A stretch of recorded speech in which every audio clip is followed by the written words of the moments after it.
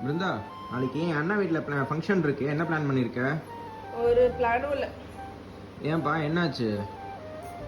யாரும் என்கிட்ட சொல்லவும் இல்லை, கூப்பிடவும் இல்லை. நான் எந்த இதை வச்சு நான் அங்கே வரணும்னு எதிர்பார்க்குறேன். அதான் என்கிட்ட சொன்னாங்கல்ல, என்ன கூப்பிட்டாங்கல்ல.